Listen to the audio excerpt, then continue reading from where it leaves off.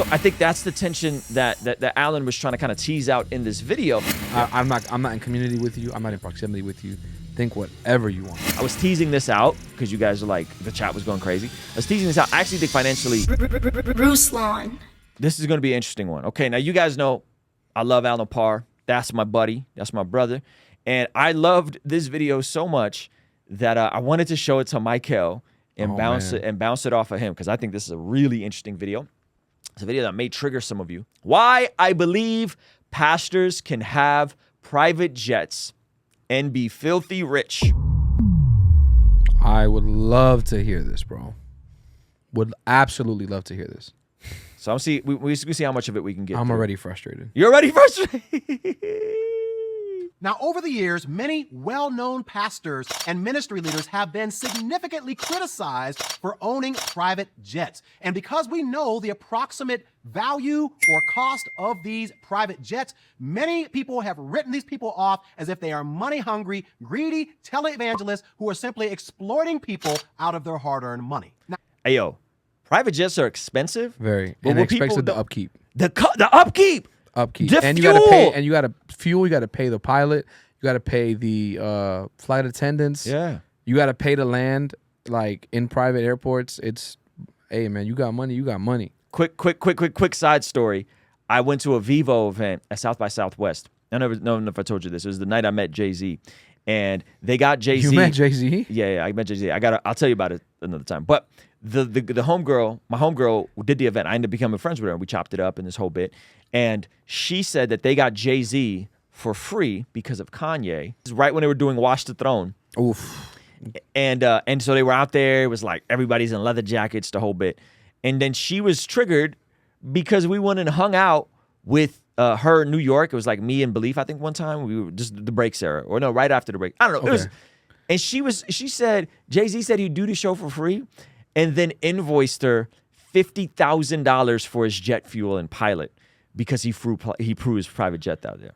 Dang. Hey, I'm with it. That's still free. That's still a risk. I mean, that's still a discount. That's free. So private jets are expensive. Even if you own one, it's still expensive to fly from New York Upkeep, to all of Austin. second thing that people will say with regard to ministers that, you know what, Jesus was poor, and so therefore ministers need to be poor too, because if you want to be like Jesus, you know, you can't have a lot of money. Once again, aren't all of us supposed to be like Jesus? Not just pastors, not just ministry leaders, but besides that, when we look at many other Christian leaders or people in the Bible whom God clearly had his hand on, people like Job, people like David, people like Solomon, they were very, very wealthy. Yeah, I agree. Amen. I agree.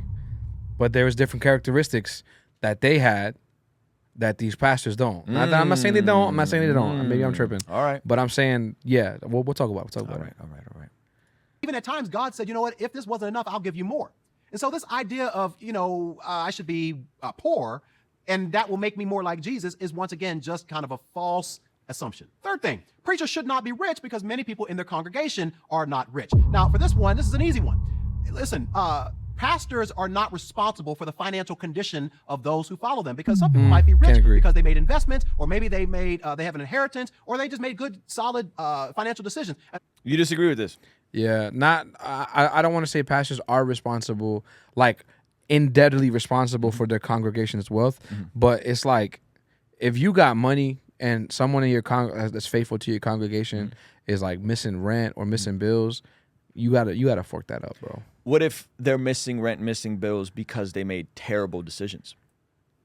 That's fine. Like you can still help them out and try to teach them better. Okay, but you said help them out versus teach them, two different things. For how long do you help them out? I mean, you could definitely do one bill cycle and be like, yo, like. Okay, what if they're still broke and still not paying rent? Then there has to be a conversation of like, yo, maybe you're broke because you make terrible decisions.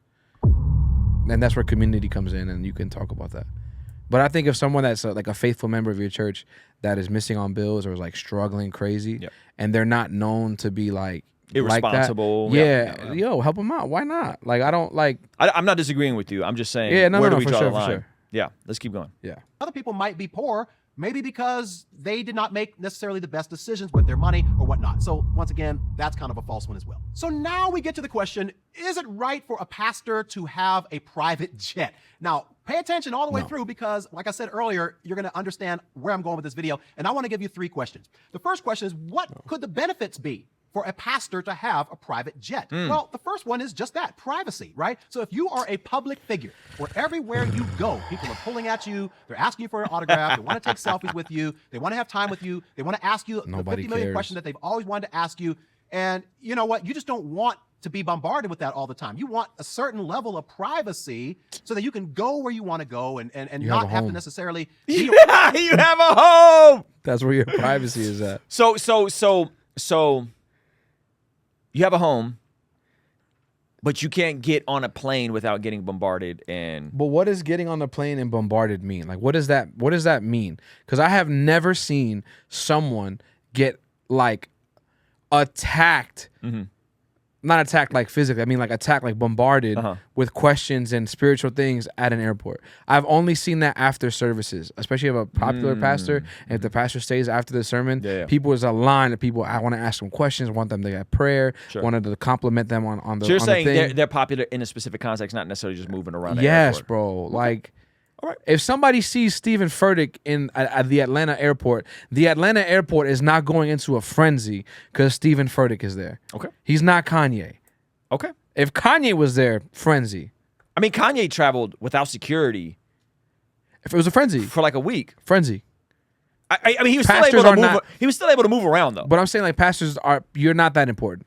I think he's gonna close you right here. No, he's not. He's gonna close. I promise you, the end of the video has a twist to it. I mean, let's be honest. If you travel a lot, I'm going somewhere. If you travel a lot, is it more convenient for you to go online and book your tickets or just to go and get on your plane when you want to and just go and take off, right? I mean, okay, I'm going to break it down and give you this illustration. All right, private jets. Are you riding the bus?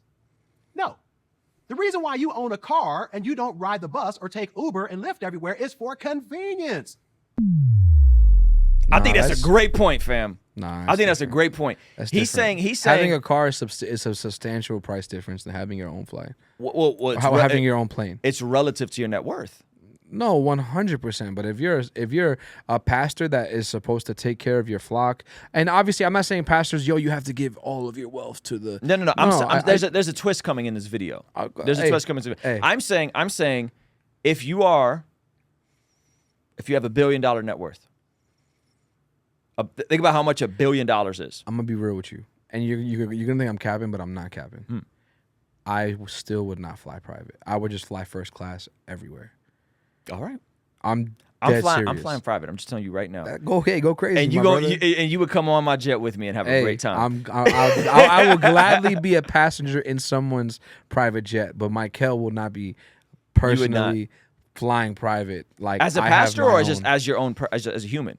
I mean. So I'll give you an example, right? Let's say any tribe blows up, right? And we are making mad bread, and we have, check this out, we have 2 shows in one night in 2 different states.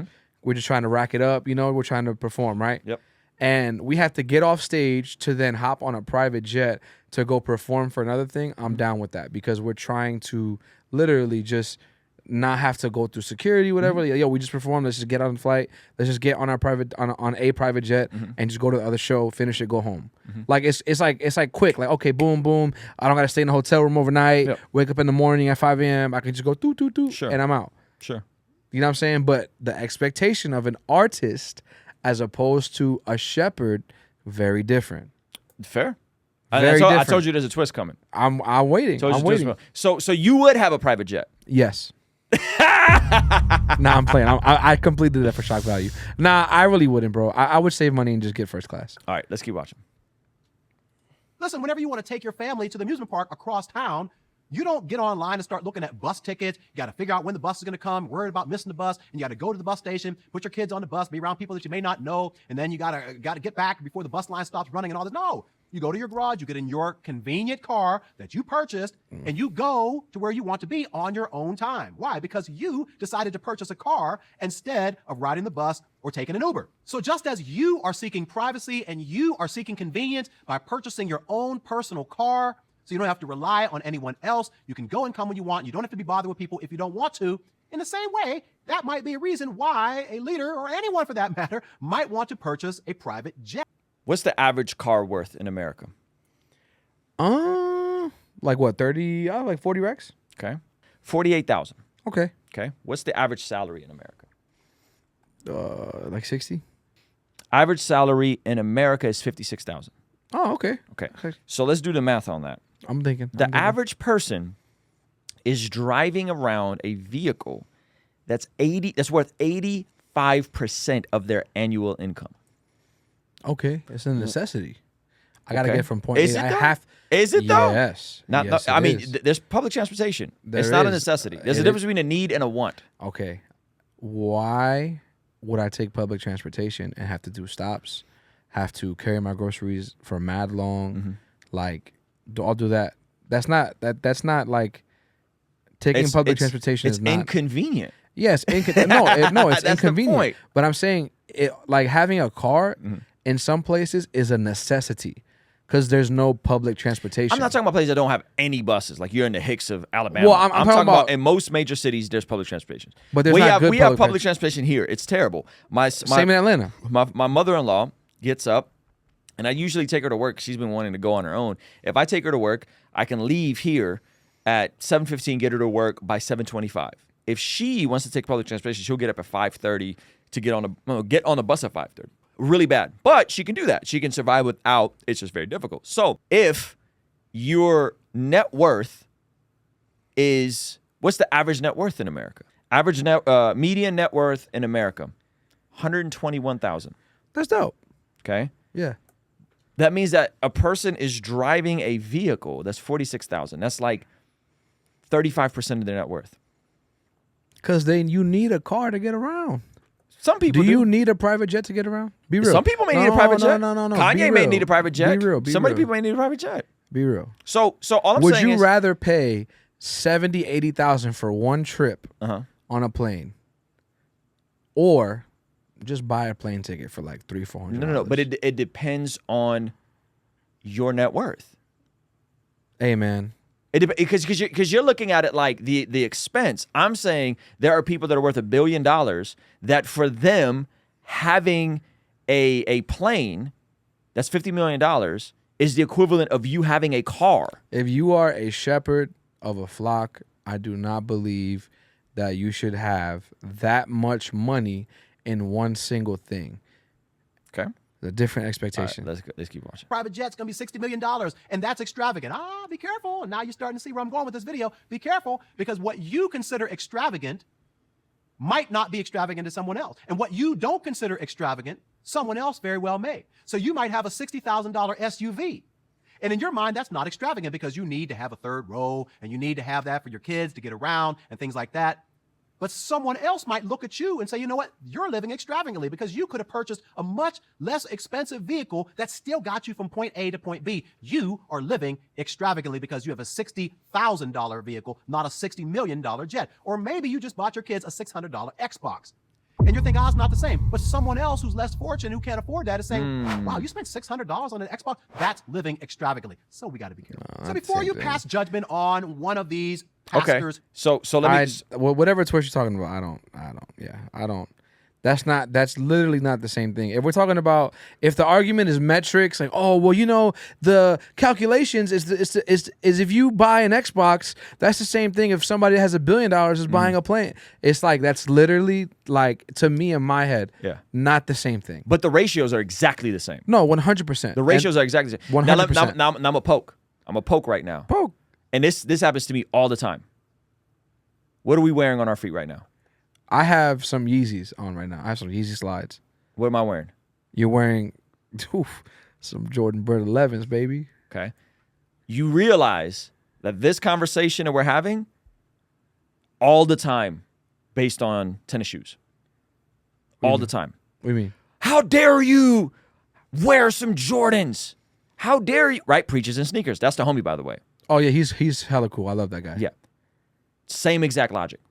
100%. But once again, bro, like, you have to understand, like, I'm not going by principle. I'm going by case. Like, sure. like you're someone that goes by like principle. Okay, this is the calculations. Like, this is what it means, and I respect that. But for me, if somebody spends like okay, somebody spends a rack on sneakers, that they wrote a book or whatever, I get that. That's a rack, bro. And yes, a rack to someone who's poor could be like a freaking game changer, bro. But anything over $1 million for a plane, that's not a necessity. And yes, you can literally enjoy things. These Jordans are not a necessity on my feet. They're not, but it's like it's Them something. Yeezys aren't a necessity on your but feet. it's something that you enjoy.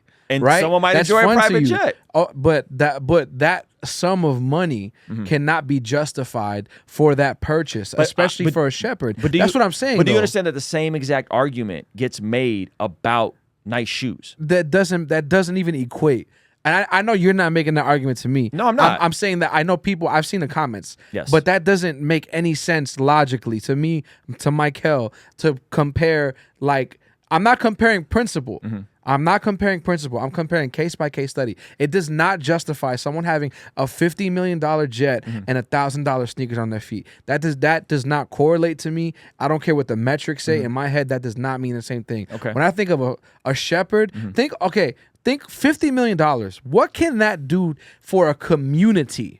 If that money is invested not into them, and even if they have it of like where it's like, oh, I wrote my books, and this is my book money, so I spend my money the way I want. Sure. Yo, respect, fam. At the end of the day, you're a shepherd, and you should not that I don't want to say you should not. I don't want to speak in absolutes, but that is unwise in my opinion. If you're leading a flock, because I say this because we as Christians, and I hold this standard on myself, we should be generous people. We should be eagerly generous. Especially if you have that kind of money to be like, yo, you know what? Let me help do this. Let me help do that. Hey, does anybody in my congregation? I think the tough part is like you're conflating Christian and flock just now in that statement. Yeah. Right. So I think are we talking? Because again, there's a twist coming in the video. Are we talking pastor or are we talking? I'm talking Christian? pastor. Okay. Pastor. So you're okay with a Christian having a $50 million jet? Yo, yeah, do what you want, and as long as Okay. So just so we're clear. What do you guys think? A Christian having a $50 million jet? Because I think based on that logic, none of us should have a $50 million jet. No one should have a $50 million jet. If the standard is X, Y, and Z, live modestly, be humble, don't have things, we could all point to things in our own lives that we don't need, that we like, and we have the money to 100%. spend, and we get. 100%. And so it's like, where do you draw the line on some of this stuff? Like, is it wrong for a pastor to have a Tesla X? Nah, it's a car. Well, that's a very lavish car. That's Is it? That's $130,000 car. The Tesla Model X. Tesla Model X is a $130,000 car. That's with all the upgrades, all everything. $130,000 car. Like that's what I'm saying. Like, it's arbitrary. Like, where do we make the cutoff? Right? Like, where is that line? Is it a $300 pair of shoes is okay, I see what you're but saying. $1,000 pair of shoes is not okay? Or is it a $5,000 pair of shoes? Right? And I'm just saying, as someone who, we all like things that we don't need. We do. We all buy things we don't need. We enjoy certain luxuries that the average person living globally will never get to see a pair of Yeezys. Yeah. Let alone own a pair of Yeezys. Yeah, I have several. Right? And you have several. And so all I'm saying is like, I hear you, and I think the macro principle is right. I'm just saying that line of where do we draw that line, I think could be very blurry, and it could be subjective. That's what I'm trying to get at. I can shake your hand and say, is subjective. And that leads me to question number 2, which is perhaps the most important one of this video, and that's the fact that who is actually purchasing this jet? Now, this is the key, I think. This is what you're getting at. I think you're getting at the core, the crux of the conversation, I think is right here. Yeah. Now, to be clear, because none of the stuff that I say probably makes any sense until we get to this point, I do not believe that the church should be responsible for purchasing a pastor his own private jet. Why? Because more than likely that guy is going to be using that jet for personal travel or for ministry travel to go to other ministries, other churches and preach. How is that impacting the church? How is that affecting the church? Right? It's not. I don't believe you should take people's hard-earned money that is supposed to go towards salaries, expenses, maybe a building campaign or other things that need to make the church run to fund the private jet of the pastor. Here's where we get into it. But let's just say that pastor has taken time to invest his own money. Maybe he has a trust fund. Maybe he has an inheritance. And he has saved up his salary or whatever he's done. But he has another $40, $50 million in the bank that did not come from the church. Okay. Who are we to tell this man how he is supposed to spend his money or not? any more than you want somebody telling you how you need to spend your money and what's too extravagant for you, or whether you should or should not get your kid those Jordans, or whether you should or should not take that trip to Hawaii, or you should or should not buy that Tesla that costs $80,000. That's funny. I was just talking about a Tesla. You don't want anybody telling you that you shouldn't live an extravagant life. So who are we to tell someone else how they decide to spend their money? So to be clear, as long as the church is not purchasing these jets, they should be able to do whatever they want. The problem is, I agree in on most that. cases, the church is funding this, and that is where we go wrong. Yes, The third question is really I- quick, and that's yes. the fact: is this pastor flawed? So you agree with it? Yes, but I think I would just asterisk the fact that if that is his own money, then he should let that be known. Yeah, Instead of I'm it- 100% with you. Yeah, instead of it being ambiguous of like you know what I'm saying, like, hey guys, I invested this money, like being transparent. Like I don't like, you know what I'm saying, like not being the like not having the ambiguity like fuel speculation. 100%. I'm with that. I'm 100% with that. Okay, you've been persuaded. I like it. Do you see this person flaunting their riches, making other people feel bad because maybe they don't have as much? The Bible has a word for them. He says, teach those who are rich in this world not to be proud and not to trust in their money, which is so unreliable. Their trust should be in God, who richly gives us all we need for our enjoyment. The Bible says we should enjoy our riches if God blesses us with that. He keeps going, tell them to use their money to do good. He says, do good things with it. They should And this is what you're echoing here. You've said this earlier. be rich in good works and generous to those in need. Give it away. Always being ready to share with others. By doing this, they will be storing up their treasure as a good foundation for the future so that they may experience true life. So the real issue here is not whether or not a pastor or a Christian, for that matter, is rich. I don't believe God cares about that. The idea is, how are you stewarding what God has given you? Yes. And are you obtaining it honestly? But here is the whole point of the entire video, and if you stay to the end, this is where I've been trying to go. Be careful that you do not project an expectation or a restriction on a pastor that you would not place on yourself. See, many of us have this idea that I, as a Christian, can get away with something, but my pastor can't. I can go to the club and shake my butt, but no, I better not see my pastor. No. The standard is the same. Now, yes, spend more time looking at your own life, looking at how you spend your money, looking at whether you are living extravagantly, whether you are living lavishly, whether you are doing good deeds with your money, whether you are sharing, whether you are applying biblical principles with the money that God has blessed you with, rather than simply looking at what someone has and immediately passing a judgment on them. Then ask yourself this question: if I had $1 million, would I buy $1 million home? If I had hundreds of thousands of dollars sitting around, would I buy a Tesla?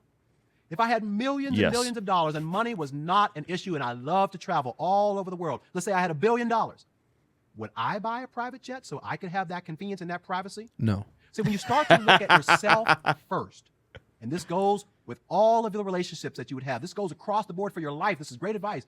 When you look at yourself first, before you start to look at other people, you'll then be in a much better place to actually assess what might be going on in someone else's life. No, Give us some thoughts. Let me 100%. know your comments 100%. down below. I'll I'm see not you. even my position is not judgmental. Yeah. No, Like- no. I was just saying was. yeah. I think your position was fine. I think Alan would totally agree with you. Yeah, most yeah. of your position.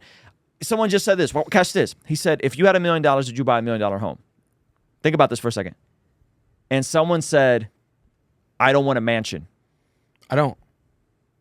Brother, I could open you Redfin right now and show you the bare minimal. You see my family Yeah, in around? Cali, yeah. The bare minimal I need is $1 million home. Yeah, for sure. So some of you guys are like, you find out I'm about to get $1 million home, God willing, next year, right? And y'all gonna think I'm living in a mansion when really it's like a 4 or 5 bedroom regular home. You see how some of this stuff could be subjective, and so the tough part is that like projecting things that we are ourselves not necessarily consistent in based on the ratios. A 100%. $1 million home in California is not a mansion, fam. Like $1 million home in New York City is not a mansion. Yeah. $1 million home in Atlanta, maybe. Yeah, maybe Texas, maybe. Texas, right? And but that's a massive home in Texas. So I think that's the tension that Alan was trying to kind of tease out in this video. And I'm with you. Tithe dollars, you shouldn't be out here flexing, and your primary income is tithe money. And I don't speak in a way of like, oh, I'm speaking in judgment or in a way of like I'm telling you what to do. I'm holding myself to the same standard, but the thing is I'm not a shepherd. Yep. So I'm being very specific. And people are like, oh no, pastors and Christians are like, no, they should be the same. Yeah. But that's not biblically true. Pastors are held to a higher standard. Yes, and like will be judged more so strictly. Yes. but that's what I mean. Yeah. So it's like when you're a shepherd of a flock, like I understand, like, oh, like you could have like that, but that's what I was saying with the transparency of funds. Yep. Hey, I invested this money that was not from the church. That's transparent, and it's agree. like, yo, I bought this. Yo, fam, God bless. That's you. Yep. You did Amen. that. But Amen. when it comes to tithe money, stuff like that, 100%. you got to help your community. You got to help your flock. You got to help like all these things. Regulate, help your staff, all that stuff. Yeah. And I'm not saying I wouldn't hold myself to that standard, because if I was somebody that made $1 million or made $1 billion, I would definitely be giving a lot more than I already do, because the whole like how First Timothy said is to be giving. And to and this is one thing that I've been practicing in my life, and to understand that no matter what I buy, the new sneakers, the PS5, the whatever, that You got a PS5? yeah, I have a PS5, 100%. I have a whole streaming thing. Shout out to you. But it's like How many pair of Yeezys do you own? 6, and I have like Shout out to you. I have like 50 pairs of shoes, but I'm a sneakerhead. I'm a sneakerhead. I'm a sneakerhead. I'm a sneakerhead. Khalil, thank you so much for the super chat. He said, I think American Christians should start seeing themselves as the rich young ruler. Even the poorest of us are doing better. Yeah, especially in America. Like poor people in America are doing better than 80% of the people outside the country. 100%. Which is a crazy thought. You know, they've done studies, and they found out that it's not poverty that causes people to do crime. It's relative poverty. That's crazy. So it's not you're poor and you have nothing. Those people are usually malnourished and don't even have the capacity to go rob and steal. Yeah. It's that you're poor and you're in proximity with people who are wealthy, and you see the wealth that they have. Yeah. Right? And so it can create either a direct comparison, a covetous desire to have something you don't have, and that's actually what creates crime and violence and robbery, right? Yeah. So I think this is an interesting conversation. I like where Alan took the video. I thought it was a great video. I thought the title was great. Shout out to Alan just on that. And I thought it'd be interesting to have some of this conversation. I'll be completely frank with you guys, full transparency. I'm probably gonna own $1 million home. Same. I live in San Diego, right? Get over it. I have a couple pairs of really nice shoes. I have a couple pairs of 12s. I have a couple pairs of 11s. I have 2 or 3 pairs of Yeezys. Yo, right? I have 50 pairs of shoes. Right. But what I'm trying to get at is that if you're comparing what other people are doing and you're not looking at the ratios and you're not looking at the, you know what I mean? Like what is relative, what isn't relative. If I were completely honest with you and I had $1 billion, and I've actually talked to my friends that like have north of $50 million net worth, $1 billion net worth, they actually don't own jets because it's less efficient. What's becoming more efficient and actually more attainable for a lot of guys like an indie tribe, whatever, is private charter. So you don't own the jet, but like here's an example. Like if I want to fly to Vegas, it's about $70, right? But if me, you, and Zach wanted to fly to Vegas, we could pay $400, and the 3 of us can charter a plane with 6 other people, and it would be twice the price. But you don't have to go through TSA, and it's faster, right? So I think that's actually where it's a company called JSX. I think that's actually where a lot of it is going, and a lot of the billionaires and people that have the money, because it really financially, I think Michael's actually right. I was teasing this out because you guys are like, the chat was going crazy. I was teasing this out. I actually think financially, it really doesn't make a lot of sense to have a jet. I don't think it makes a lot of sense to the fuel, the upkeep, all that kind of stuff. But I do think flying semi-private and semi-charter, meaning that it's the same as flying Southwest, except you're on a flight with 8 people and it costs you 2 or 3 times as much as Southwest. Yeah. I think that actually makes a lot of sense because there's the perspective of what is your time worth, right? If your time is worth whatever, an hour, $100 an hour, and you save 2 hours by not having to go to security, right? But you pay that extra to it, your time is worth more than that. And I think a lot of folks don't understand the opportunity cost of not doing that. And so I think that's a fair conversation to have. And so I'm not buying a jet. You know what I'm saying? I would never buy a jet. I think it's I don't care to travel that much. You know what I mean? But those of you guys that are like, you think Christians should be broke and you think Christians should give it all away, we have 2 extremes, right? We have one extreme that if you're a Christian, you're going to be rich. God's going to bless you with everything you ever want, all your heart's desires. And you have the other extreme, which is, what about the widow's mite? You should give everything away, right? And it's like, I mean, you should have that in your heart for sure, because that's what I was saying earlier. Like, it's a heart thing. It's a heart thing. So for me, I'm like, with the PS5 and the thing, whatever, it's like, at the end of the day, in my heart, I know that all this means nothing, and the real treasure is what I'm building up in heaven. Yes. with you know, just serving the local church, serving my church, serving others. Amen. Like, those things are the currency of heaven, and I long to build that wealth in heaven. Yes. Like, all this stuff is cool because it's like how the word says, like, moths will get to it. Like, my PS5 will be old news in like 5 years. You know what I'm saying? Yep. Like that don't matter. But me giving my time to my church is timeless in God's eyes. Amen. Like, you see what I'm saying? Like, Yep. as long as we know that in our heart, Yep. I think we're good. amen. But I would also say, if you want to build churches and hospitals and orphanages, that takes money, fam. A lot of money. That takes people who are creative, who have vision, who have work ethic, who have grit, who have relationships, to pull their resources together and build businesses that then go and build the churches and the hospitals and the orphanages. Yep. So folks are like, oh, you should just give. Do you give all your money away? Do you live like a nomad? Do you live, you know what I mean? Like, I think it's very It's just not inconsistent. feasible. It's not feasible. Yeah. People aren't putting expectations on us and pastors that they would put on themselves. Put on themselves. 100%. He said. And the reason why I liked where Alan was going with this, but I will say that I've gotten those comments. I don't care, bro. I can care less. You don't know me. You have no profile picture. I'm talking about folks who see me on a podcast and because I have a pair of Jordans on, dismiss my faith and say you got a pair of Jordans on. I don't care. You can think whatever you want. I don't know you. Yeah. I'm not in community with you. I'm not in proximity with you. Think whatever you want. And it said that Simeon blessed God.